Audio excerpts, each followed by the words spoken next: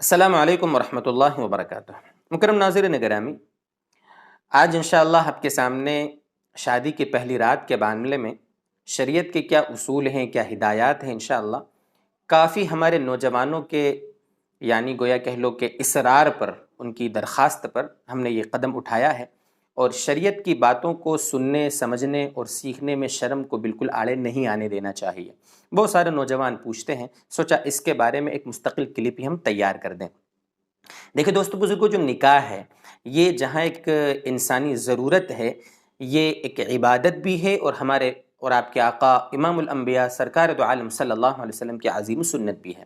جہاں ہم دیگر عبادتوں کو سیکھ کر کرتے ہیں تو نکاح بھی سیکھنے کی چیز ہے، اور نکاح بھی سیکھ کر عمل کرنے کی چیز ہے۔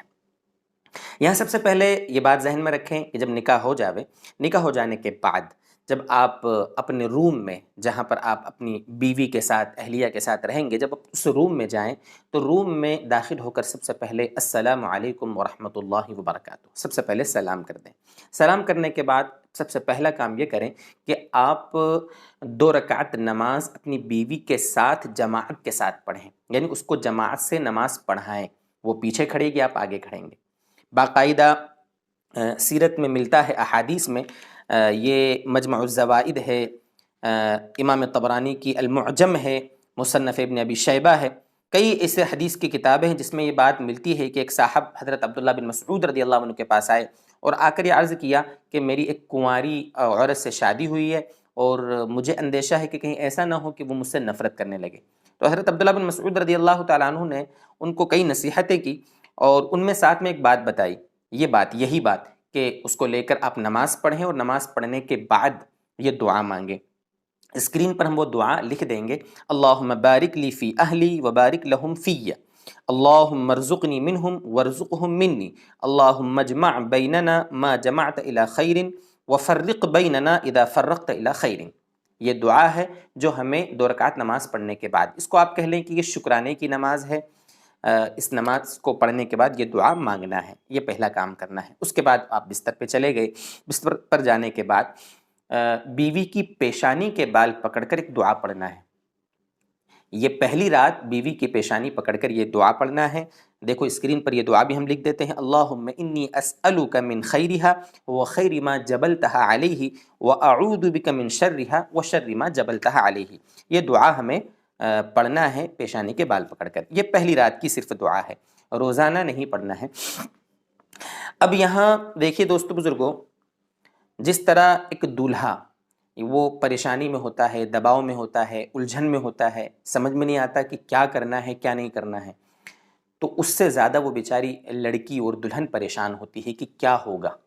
اس لیے شوہر کی ذمہ داری دولہے کی یہاں پر یہ ہے کہ وہ عورت سے محبت سے پیش آئے، دوستی کرے، اس سے الفت سے پیش آئے، اس کو اپنے قریب کرے، اپنے اعتماد میں لے، دوستی کرے، تاکہ عورت کو سکون حاصل ہو، اس کی ہیزیٹیشن، اس کی ہچکچاہٹ دور ہو، دوستی کرے، اس سے محبت کا برتاؤ کرے، اور اس سے انسیت حاصل کرے۔ سب سے پہلا کام تو یہ کرنا ہے، اور دماغ پر بوجھ نہیں رکھنا ہے، خود ڈپریشن میں نہیں ہونا ہے، پریشان نہیں ہونا ہے، اور کیا ہوگا میرا پتہ نہیں، میں کیا کر پاؤں گا، کچھ کر پاؤں گا کہ نہیں کر پاؤں گا، معجونوں کے اور حکیموں کے اور دیگر چیزوں کے افواہوں کے چکر میں بالکل نہ پڑے۔ اس کا دھیان رکھے، دماغ کو جتنا پرسکون اور مطمئن رکھے گا اتنا آگے کے مراحل اس کے آسان ہوں گے۔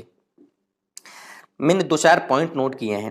تیسری بات یہاں پر یہ ذہن میں رکھنا ہے کہ جب صحبت کا ارادہ ہو تو ایک دعا پڑھنا ہے، مشہور دعا ہے جو بہت سارے ہمارے نوجوان جن کی شادیاں ہوتی ہیں وہ یاد کر لیتے ہیں، اللہم جنبنا الشیطان وجنب الشیطان ما رزقتنا۔ اس کا ترجمہ بھی کر دیتا ہوں میں، بڑا اچھا ترجمہ ہے، اے اللہ ہم سے شیطان کو دور فرما، اور شیطان کو اس چیز سے بھی دور فرما جو تو ہمیں اولاد دے گا۔ اللہم جنبنا الشیطان وجنب الشیطان ما رزقتنا، یہ دعا پڑھنا ہے۔ ضروری نہیں ہے کہ پہلی رات میں صحبت ہو، ایسا ضروری نہیں ہے۔ ولیمے کے لیے صحبت ہونا ضروری نہیں ہے۔ آپ تنہائی میں ہیں، روم بند ہے، آپ وہاں پر ساری چیزیں کر سکتے ہیں، اس کے باوجود اگر کسی وجہ سے صحبت نہیں ہو پائی تو بھی ولیمہ بالکل ہو جاوے گا، اس کو ذہن میں رکھیں۔ اس کو اپنے قریب کریں، بھروسے میں لیں، چاہے آپ پہلی رات صحبت کریں یا صحبت بعد میں کریں، اس میں کوئی حرج نہیں، شریعت کا ایسا کوئی دباؤ آپ پر نہیں ہے، اس کو ذہن میں رکھیں۔ اچھا، ایک چیز یہ ذہن میں رکھنا ہے کہ صحبت کرتے وقت ہم دیکھیں کہ ہمارا جو بستر ہے وہ قبلے کی رخ پر نہ ہو. کہیں ایسا نہ ہو کہ صحبت کرتے وقت بھی قبلے کی طرف رخ ہو گیا تو ہم گنہگار ہوں گے، مکروہ تحریمی ہے اس طرح کرنا. اس لیے بستر کا رخ اگر قبلے کی طرف ہے تو ہمیں صحبت کا رخ چینج کرنا بہت ضروری ہے، اس کا دھیان رکھنا ہے. یا تو بستر کو چینج کر دیں یا صحبت کا رخ ہم چینج کر دیں. صحبت کے وقت احادیث کی روشنی میں یہ بات ملتی ہے کہ سطر کو بقدر ضرورت ہمیں کھولنا چاہیے، بقدر ضرورت، اور کمبل وغیرہ ہم ڈھانپ لیں تاکہ ہمارا سطر یعنی پورا کھلے نہیں. فرشتے ہمارے ساتھ ہوتے ہیں، اللہ تبارک و تعالی ہمیں دیکھتے ہیں، تو اللہ سے اور فرشتوں سے شرم کا تقاضا یہ ہے کہ ہم پورا سطر نہ کھولیں، اس کا ہمیں دھیان رکھنا چاہیے. اور احادیث سے یہ بات بھی ملتی ہے کہ جب صحبت سے فارغ ہو رہے ہیں، انزال کے وقت ایک دعا ہمیں پڑھنا ہے، پڑھیں تو اچھا ہے، نہیں تو کوئی مسئلہ نہیں. اللہم لا تجعل للشیطان فیما رزقتنا نصیبا. بڑی جاندار دعا ہے، یہ دعا دل میں پڑھنا ہے، اس کا دھیان رکھیں، زبان سے زور سے نہیں بولنا ہے. اس کا ترجمہ کیا ہے؟ اے اللہ جو کچھ تو ہمیں اولاد دے گا اس میں شیطان کا حصہ مت رکھیے. بڑی جاندار دعا ہے. ان دعاؤں کی برکتیں عجیب ہوتی ہیں. دوست بزرگوں، دعاؤں کا ہمیں اہتمام خاص طور سے رکھنا چاہیے. اور سب سے خاص بات یہ کہ جب صبح کا وقت ہو، اپنے دوست یار سے ملاقات ہو، تو عورت کو چاہیے کہ وہ بھی اور مرد بھی اپنے دوستوں سے، عورت بھی اپنی سہیلیوں سے رات کی باتیں بالکل نہ کریں. وہ انتہائی بغیرتی کی بات ہے کہ انسان رات میں جو کچھ تنہائی میں اپنے بیوی کے ساتھ جو کچھ کرے اس کا اپنے دوستوں کے سامنے ذکر کرے، ہنسی مذاق کرے. یہ سب انتہائی بغیرتی کی باتیں ہیں. احادیث میں صراحتاً اس کی ممانعت آئی ہے. یہ کچھ باتیں تھیں جو موٹی موٹی تھی، جو پوائنٹس نوٹ کیے تھے، میں نے آپ کے سامنے ذکر کیے. اور بھی اس لائن سے کوئی بات ہو تو ضروری ہے کہ ہم اپنے علماء سے بے جھجک ہو کر جو بھی مسئلہ ہو اس کے ڈسکس کریں تاکہ شریعت کے ہمیں اصول صحیح صحیح معلوم ہو. اللہ تبارک و تعالی ہماری زندگیوں کو سلامت رکھے اور اللہ تعالیٰ اپنی رضا والے کاموں کی ہمیشہ ہمیں توفیق دیتا رہے. وآخر دعوانا ان الحمد للہ رب العالمین.